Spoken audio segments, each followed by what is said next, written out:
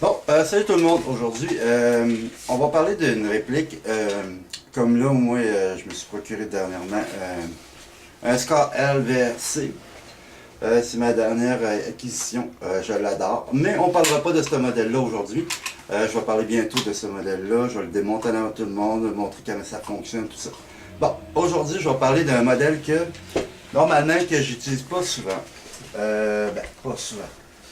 C'est pas un modèle que je trouve que c'est un beau modèle, mais ça sera peut-être pour plus tard. Là, je parle d'un nouveau gun que TechScursive m'a prêté. D'habitude, je ne suis pas habitué sur ce modèle-là ou quelque chose de même. C'est la Kill Arm Thompson M1A1. Et voilà. C'est la belle petite réplique que je vous montre là. C'est ça. Ils m'ont prêté ça cette semaine pour que je fasse un preview. Je regarde le livre d'instructions des affaires de même. Ce qui est le fun de Kill Arm, tu as tous les pamphlets comment démonter ta réplique. Faire ça, tu as toute la méthode, toutes les affaires de même. Bon, cette réplique-là, je vais vous le montrer. Est vraiment assez belle. Et voilà. Voici la Thompson M1A1 de Kill Arm. Full métal, en vrai bois. Le mag, c'est un mag en métal. Vraiment super. Facile à mettre, là, comme il a tombé tantôt, c'est parce que j'ai pesé sur la planche. Je vais vous montrer ça. C'est une belle petite, beau petit jouet. Et voilà. Il est bien armé. C'est ça. Tout le body, tout en métal. Tout ça en métal. Du vrai bois, la crosse aussi. L'hangar aussi. Il se vend, je vais vous dire le prix, il se vend 3,40. À part des taxes, ça fait la même. C'est ça. Et comme je pourrais dire, voilà, je vais vous montrer après les systèmes, ok, pour le mettre en semi-full automatique. Et le stop ici, le full automatique est là. Puisqu'il est un peu plus cher que la Kill Arm Thompson 1928 avec le drum de 2500 livres. Lui fonctionne en batterie, tout ça, je veux dire. Lui, parce qu'à cause qu'il y a des gravures directement sur le body de la réplique. Et voilà, je vous montre ça. Les mains ici aussi. Puis l'autre bord aussi. C'est ça. Lui, parce qu'à cause qu'il est gravé sur le body. Il marque la Thompson M1A1 semi et full automatique.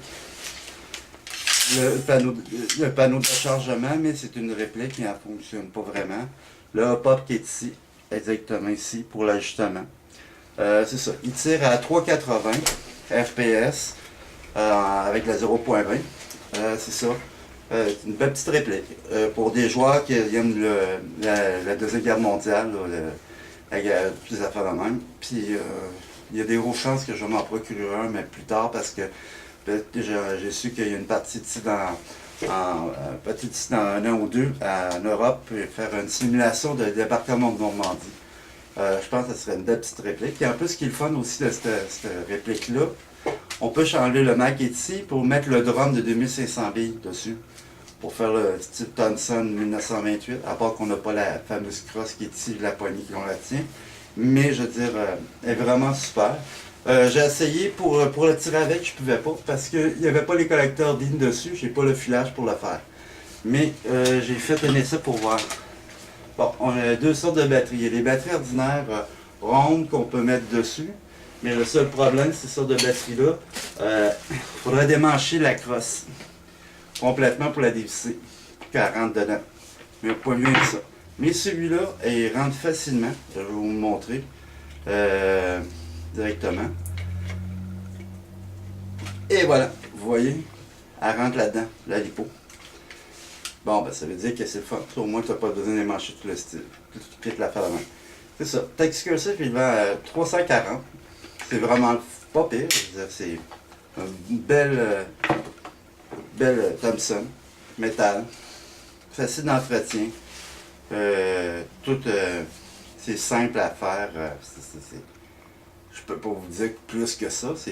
Quelqu'un qui aime ça, c'est parfait pour lui. C'est assez pesant, on pourrait dire. Tout le gearbox est en métal, tout le système. Le hop-up, je pense qu'il est en plastique, mais ça c'est un détail. Mais c'est ça. Si vous voulez avoir plus d'informations pour savoir où que ça vient, le prix 340, 380 avec le FPS. C'est ça. Il vient pas avec batterie ni chargeur, mais c'est une belle réplique. D'ailleurs, j'ai pas pu le tester parce que à cause du filage, il n'est pas collector DIN et j'ai pas le filage de cette grosseur-là. C'est ce qui est triste, mais ça fait rien. Je n'en essaierai un autre plus tard, un autre modèle peut-être plus récent ou la Thompson 1928 pour vous le montrer vraiment ce qu'il a l'air. Bon, ben, je vous laisse là-dessus. Si vous avez des commentaires à dire ou n'importe quoi, des suggestions à me demander ou n'importe c'est ça. Je vous laisse là-dessus, puis à la prochaine. Puis ciao!